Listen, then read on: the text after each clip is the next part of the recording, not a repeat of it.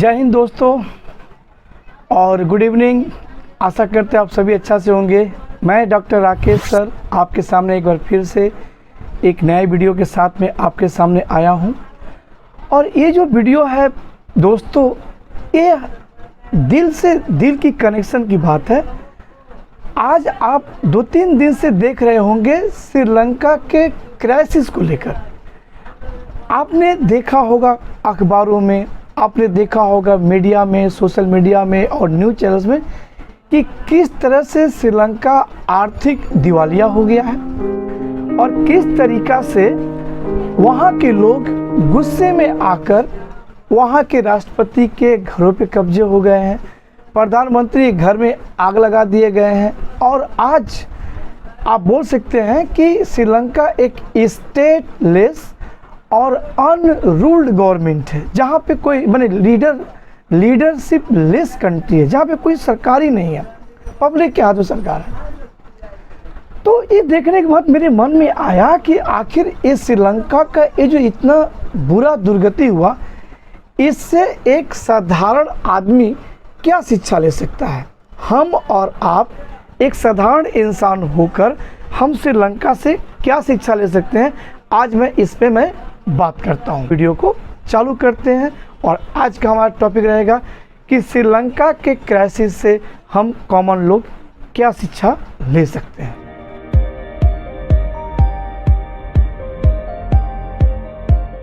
तो दोस्तों, मेरे अनुभव के आधार पे श्रीलंका से हम लोग का पहला जो शिक्षा हुआ वो शिक्षा हुआ कि हमें अपने व्यक्तिगत जीवन में आवश्यकता से अधिक कर्ज नहीं लेने चाहिए। हमें लाइफ में बहुत सारे काम करने होते हैं, हमें घर बनाने होते हैं, हमें पढ़ाई करने होते हैं, हमें अपने घर में नौकरी के लिए, हमें अपने घर में माँ बहनों के शादी के लिए, बेटियों के शादी के लिए, हमें कॉमन लाइफ में बहुत सारे काम करने पड़ते हैं।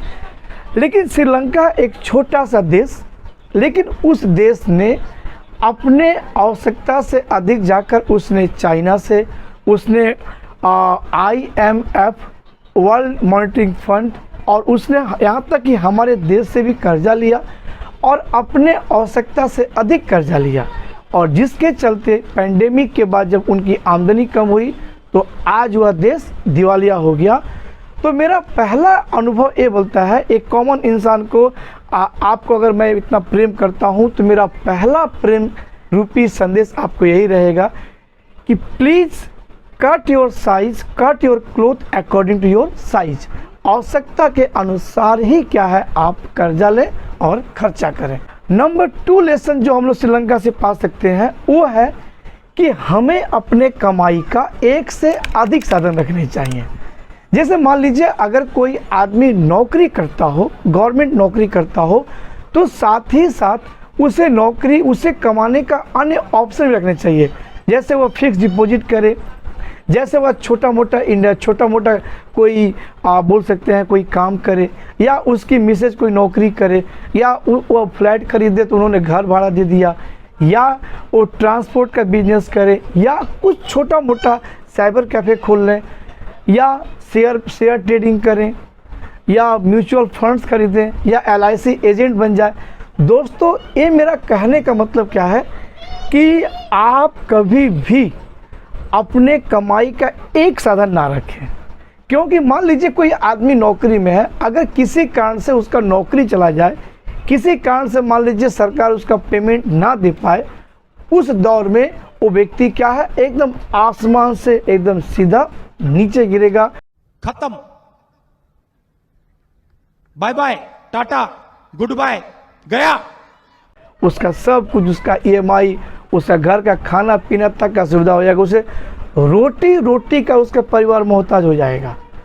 इसलिए मेरे दोस्तों, श्रीलंका याद करें, श्रीलंका एक छोटा सा देश और श्रीलंका ने अपने डेवलपमेंट का और अपने कमाई का सिर्फ उसके पास एक ही जरिया था और वो था टूरिज़्म। श्रीलंका के नेताओं ने श्रीलंका को अन्य कोई सेक्टर में डेवलप ही नहीं किया, ना उन्होंने इंडस्ट्री को डेवलप किया। इतने ब्यूटीफुल लोकेशन थे कि वहाँ पे फिल्म इंडस्ट्री भी डेवलप हो सकता था, वहाँ पे टी इंडस्ट्री भी डेवलप हो सकता था, लेकिन उन्होंने श्रीलंका को गृह युद्ध में फंसा कर रखा, धार्मिकता में फंसा कर रखा, इंडिया का विरोध करके चाइना के गोद में जाके बैठ गए, और जिसके चलते जब कोरोना आया, चूँकि उन्होंने एक ही सेक्टर को डेवलप किया था और वो था टूरिज़्म। कोरोना के चलते जब टूरिज़्म बंद हुआ तो श्रीलंका क्या है, एकदम ज़मीन पर बैठ गया, श्रीलंका दिवालिया हो गया। सो सेकेंड लेसन हम श्रीलंका सीख सकते हैं कि हम कोई भी कॉमन इंसान को हमेशा एक कमाई पर निर्भर रहना चाहिए, हमें एक से अधिक कमाई करनी चाहिए कि अगर एक नौकरी जाती है, एक साधन जाती है, तो दूसरे साधन से भी क्या है, हमारे पास में आय का जरिया बना रहे। ये मेरा दूसरा आपको लेसन रहा। दूसरा दोस्तों, तीसरा लेसन मैं आपको ये बोलूँगा कि हर इंसान को कुछ रिजर्व फंड रखने चाहिए। मान लीजिए आपका नौकरी है, आपका नौकरी का कमाई मान लीजिए 20,000 रुपया है, या 50,000 रुपया है, या लाख रुपया है, तो आप ऐसा ना करें कि आप पैसा लाए और पूरे पैसा का खर्चा कर दें। कल मान लीजिए आपके घर में किसी का मृत्यु हो जाए, कल मान लीजिए किसी घर में तबीयत खराब हो जाए, कल मान ले कोई बाढ़ आ जाए, कोई भूकंप आ जाए, कोई जैसे कोरोना आया, कोरोना में 1.5-2 साल तक सब कुछ बंद रहा। तो अगर मान लें कि अगर आपने कमा के कुछ रिजर्व फंड नहीं रखा, तो दुख मुसीबत में कहाँ से खर्चा करिएगा, आपको लोगों से कर्ज मांगने पड़ेंगे। तो मेरा तीसरा दोस्तों, आपको मेरा एक तरह से सजेशन बोलिए या अनुरोध बोलिए या एडवाइस बोलिए कि हर इंसान को एक रिजर्व फंड रखना चाहिए। आप वॉरेन बफेट का नाम सुना होगा। वॉरेन बफेट ने कहा है कि हमें पहले इन्वेस्ट करके जो बचे उसे खर्च करना चाहिए। ये नहीं है कि खर्चा करके हम इन्वेस्ट करें, ऐसा होने से आप हमेशा बदहाल और कंगाल रहिएगा। तो श्रीलंका ने बैकअप में अपना कोई बढ़िया मजबूत रिजर्व फंड नहीं रखा था, जिसके चलते वह देश तबाह हुआ। तो आप भी तबाह और बर्बाद हो जाएंगे अगर आप एक रिजर्व फंड नहीं रखते हैं। तो मेरा तीसरा सजेशन ये रहा कि रिजर्व फंड रखें। दोस्तों, मेरा चौथा सजेशन आपके पास में रहा, वो है हैव द गुड फ्रेंड्स। अपने जीवन में अच्छे दोस्त बनाइए। आपने श्रीलंका को देखा होगा, जब श्रीलंका अच्छे कंडीशन में थे तो पाकिस्तान के प्रधानमंत्री उस देश में विजिट कर रहे थे। जब श्रीलंका के अच्छे दिन थे तो चाइना के राष्ट्रपति भी वहाँ विजिट किए। चाइना और श्रीलंका भाई भाई के नारे लगते थे। अमेरिकन प्रेसिडेंट भी तारीफ करते थे। एक समय श्रीलंका को the most favourite destination of the tourism का अवार्ड भी मिला हुआ था। सब कुछ अच्छा था। लेकिन जैसे ही श्रीलंका दिवालिया हुआ, श्रीलंका के बुरे दिन चालू हुए, आपको जान के आश्चर्य हो गया कि श्रीलंका से पिंड छुड़ा लिया पाकिस्तान, पिंड छुड़ा लिया चाइना।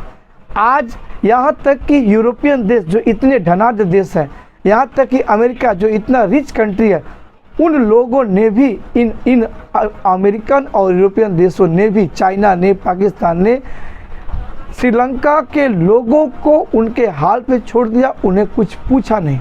और उस समय एक बेहतरीन दोस्त के रूप में इंडिया आगे आया और आकर उसने श्रीलंका को अनाज दिया, श्रीलंका को पेट्रोल और डीजल दिया, श्रीलंका को पैसे का हेल्प किया।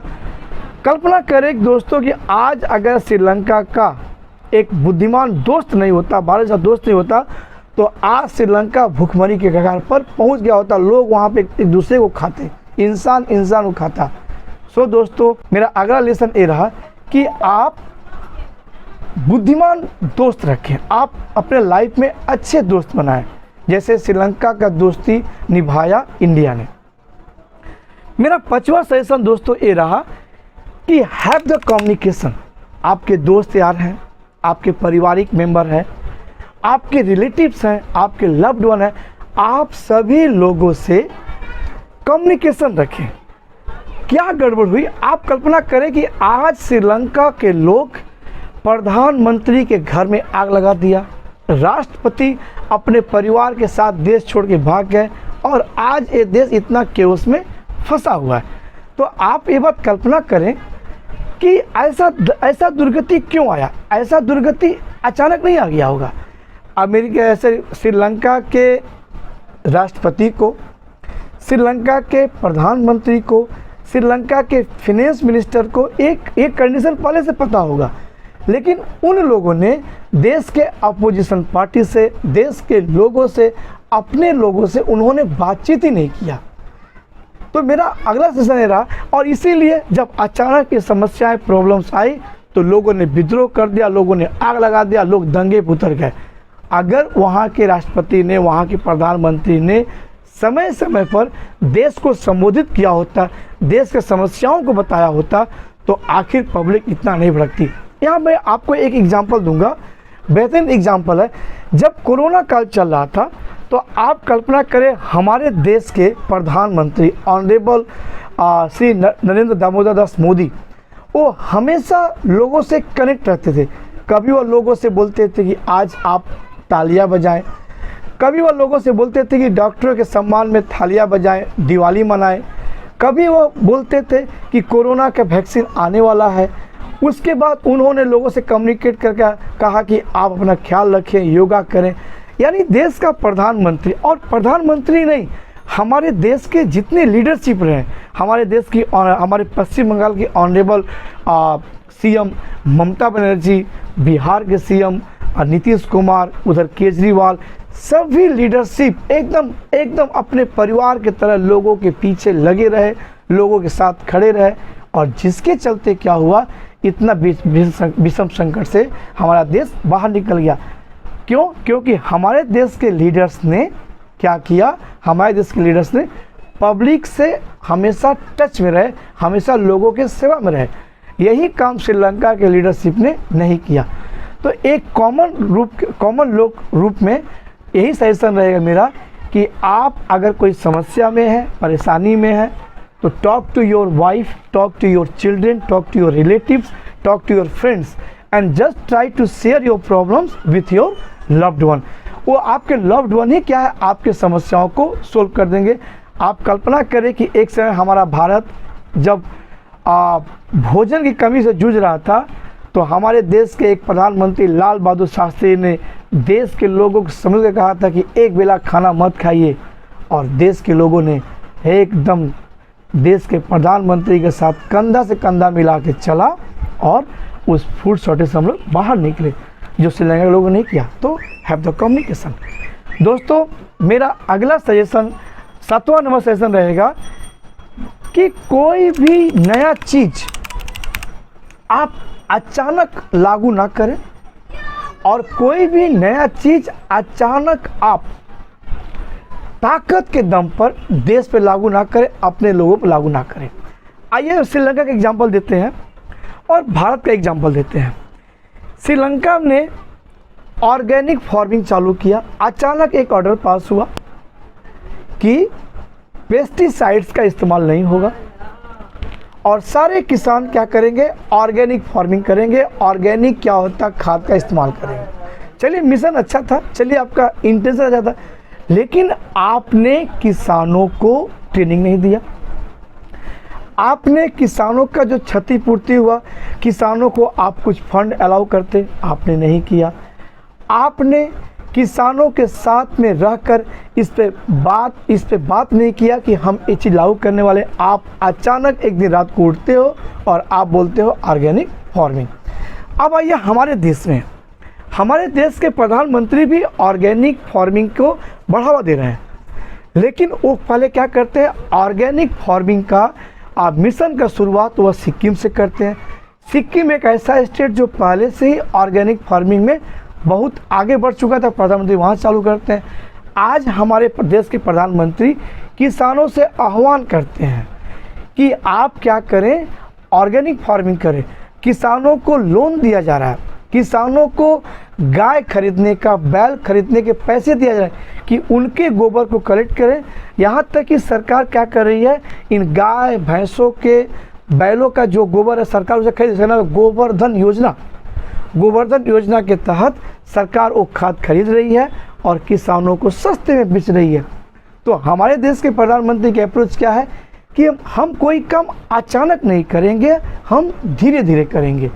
जो वहाँ के लीडरशिप ने इमैच्योरिटी दिखाते हुए, बेवकूफ़ी कदम दिखाते हुए अचानक लागू किया, और लागू ही नहीं किया, फोर्सिबली उन्होंने क्या किया, श्रीलंका के जितने भी पेस्टिसाइड्स थे, श्रीलंका में जो भी खाद कारखाने थे वो सबको बंद करा दिया और बोला आप ऑर्गेनिक फार्मिंग में आइए।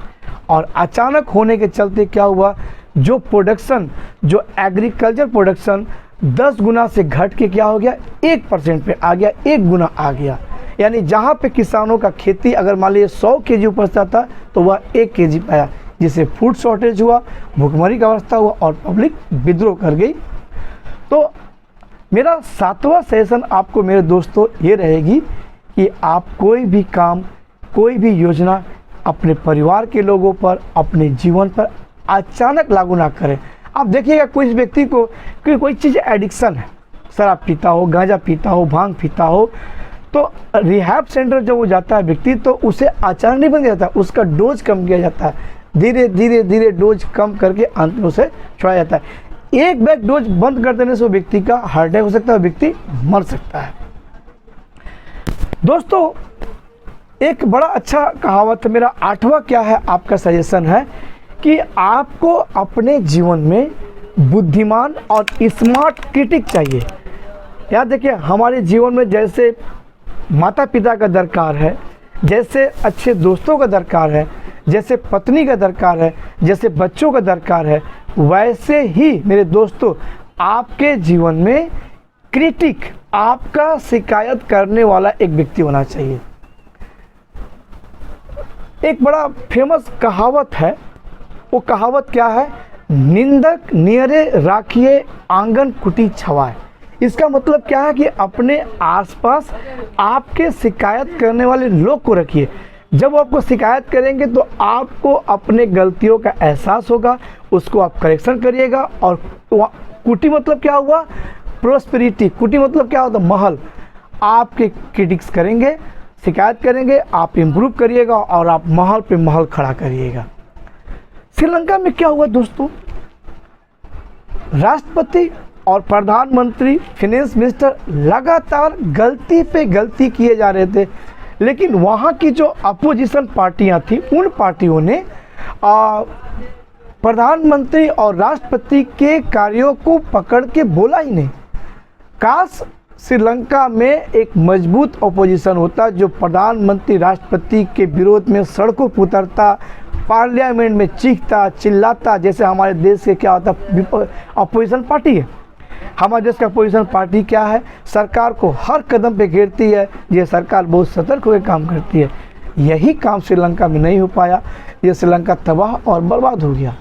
तो मेरा अगला सजेशन आप पे ही रहेगा दोस्तों, मेरा 8वां सजेशन रहेगा कि आपको अपने लाइफ में जो आपका निंदा करे ऐसे दोस्त रखें जो आपके बुरे कार्यों को भी इम्प्लीमेंट करे, आपके बुरे कार्यों को भी क्रिटिसाइज करे, तब आपके जीवन में अच्छाई रहेगी।